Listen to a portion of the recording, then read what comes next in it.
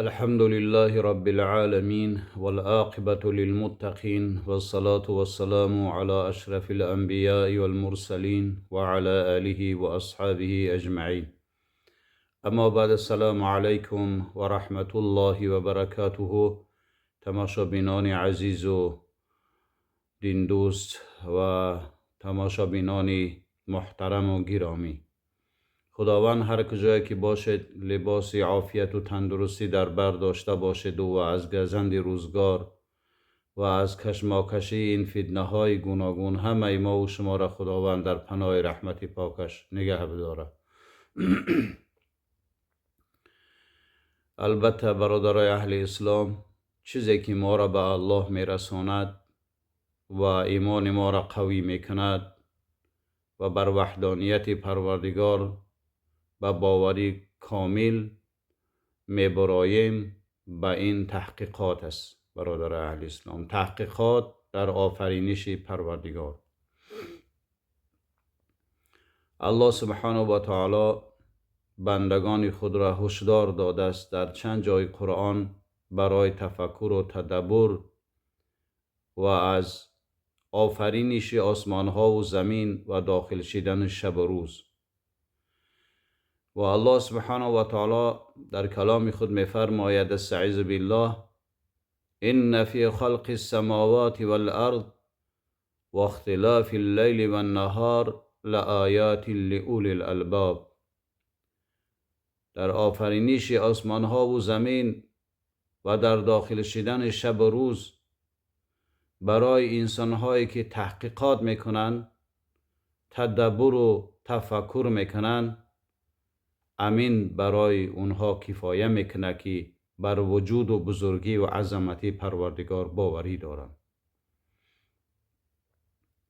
جای دیگر اند الله سبحانه و تعالی برای ما و شما یک نشونه، یک عبرت برای ترس و تفکر و بر عقل داشتن ما و بر بینشی ما هشدار داده است. در 28 پاره قرآن: استعیذ بالله، لو انزلنا هذا القرآن على جبل لرأيته خاشعا متصدعا من خشیة الله. اگر این قرآن را نازل میکردم بر کوه را رنگ شما تمیز میدادم، عقل و درک میکرد فرمان پروردگار، هر آینه این کوه با این بزرگیش پاره پاره میشید. این نشانه بود برای تفکر و تدبر و اندیشه ما و شما پروردگار آورد که کوه که با این بزرگیش درک میکرد فرمان پروردگار و با ترک فرمان پروردگار جهنم رفتن و با امر پروردگار بجا آوردن به جنت رفتن کوه درک میکرد و احساس میکرد، هر آینه پاره پاره میشید. این برای ما و شما انسان ها پروردگار متعال آورد که شما تفکر کنین، عقل دارین، تمیز دارین، در فرمان پروردگار کوتاهی نکنین. تحقیقات و تدبر و اندیشه انسان را به الله میرسونه. این درجه اول است که بارها پروردگار متعال این را بیان میکنه در ولقد زینا السماء الدنیا بمصابیح و جعلناها رجوما للشیاطین و اعتدنا لهم عذاب السعیر. اینم یکی از تفکر و تدبری که زینت آسمان را شب میخیزیم از جانب کی میبینیم؟ از جانب الله میبینیم. با زینت یک حکم شمین است که سنگ پاره گردون این ستارگان را از برای شیاطین. و الله سبحانه و تعالی برای تحقیقات و تفکر و تدبر و اندیشه کردن در بزرگی عظمتی پروردگار و در آفرینش آسمان ها و زمین انشاءالله تعالی این تفکر و تدبر ما و شما را به الله میرسون. حتی که مورچکی کوچکترین مخلوق پروردگار است، اگر ما در همین مورچه نظر کنیم، همین تحقیقاتی که ما به مورچه میکنیم، همین تحقیقات درست ما را به الله میرسونه. تحقیقات یک مورچه خوردک ما را به الله میرسونه. بنابر همین پروردگار متعال گفت که قرآن بر کوه نازل میشد و کوه رنگ شما عقل تمیز میداشت، پاره پاره میشد. لیکن ما و شما چی برادر اهل اسلام، قلبی سنگ گشته، هرچند که از علما و هرچند که از طالب علما و امر معروف و نهی از منکر درباره ترک فرمان پروردگار ما و شما میشنویم، از اینکه چیکار کنیم؟ هشدار شیم. بنابراین یگانه انسان را با میگم به الله میرسونه این تفکر و تدبر. میگه که یک انسان، الله سبحانه و تعالی میفرماید در این سوره عمران که خیلی خواندیم آیتی بالا را، استعذ بالله الذين يذكرون الله قياما وقعودا وعلى جنوبهم يتفكرون في خلق السماوات والارض.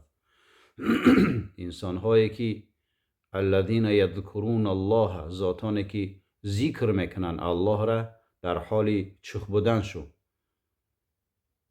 الذين يذكرون الله قياما وقعودا، در حالت ششتگی، و علی جنوبهم، در حالتی که دراز کشیدگیان، یعنی در بالای جایگاه خود یا در بالای یک چیز دراز کشیدگیان. یتفکرون فی خلق السماوات والارض، تفکر میکنن، اندیشه میکنن در آفرینش آسمان ها و زمین. ببینین بزرگ شریعت میگه وقتی انسانی که دراز کشیدگی با فکرش، با قلبش در بزرگی عظمتی پروردگار و در آفرینش آسمان ها و زمین، مخلوقات و موجودات، یک تحقیقات با فکرش میگذرونه، همین را میگن ملائکه قدرت نداره که ثواب همین تحقیقاتی که بر قلب گذرانده است در دفتر اعمال ای ثبت کنه.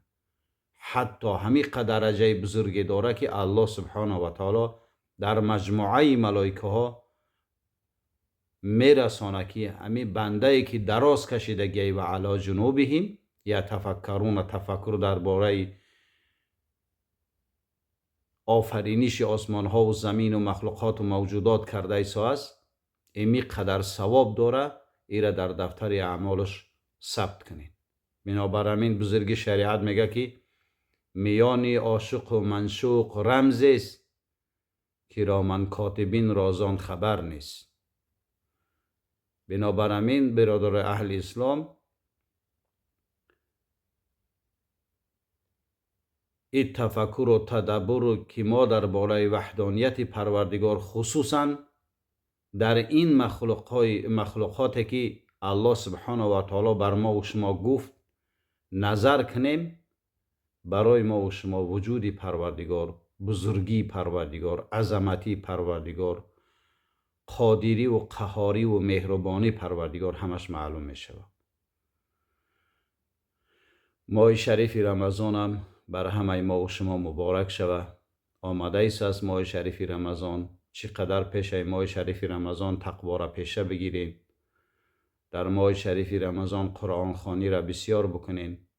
در ماه شریف رمضان حتی که پروردگار متعال اعلان کرد از شب را برای خواب و خیز شما حلال گرداندم بر عائله ها تو، یعنی که حلال گرداندم شب را. بنابراین بسیاری از مردم ها این سوالانی در دوام این امر معروف بگم برادر اهل اسلام، بسیاری ها از سوال میتین که ما با عائله‌مو هم خوابگی کردیم، خیستیم که دیر شد، اگر بریم غسل کنیم، اگر بریم طهارت بگیریم، غسل کنیم، بیاییم بعد سحری خرک بکنیم، به لفظ اصطلاحات امروزه خودمان سحری خرک بکنیم، دیگه دریا نمیکنیم، همیشه چی کار بکنیم؟ قومای عزیزی هیچ اشکالی نداره. اینه که با عائله های حلال خودتون شما همخوابگی میکنین، این یگان اشکال نداره.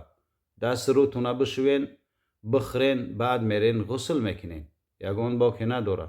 حتی که حدیث ابو هریره رضی الله عنه ای که وقتی با آیلش علاقه جنسی که بود حالت جنوب بدنده، برآمد قدیره که رسول اکرم صلی الله علیه و سلم از پیش برآمد، با رسول الله صلی الله علیه و سلم سلام کرد و ناپدید شد.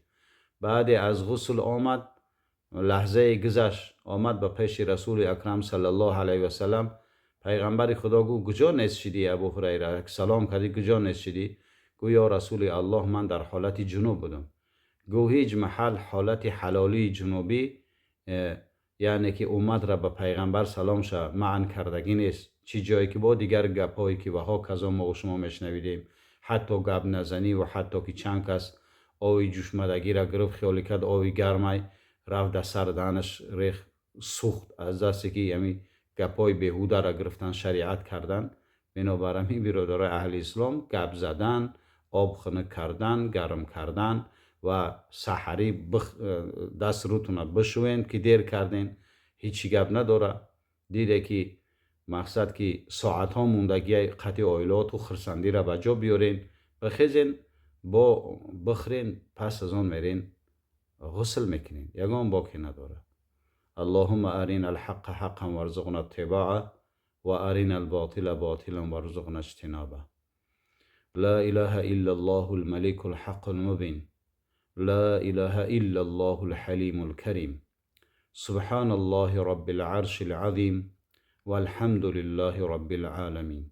يا ربي لك الحمد كما ينبغي لجلال وجهك ولعظيم سلطانك.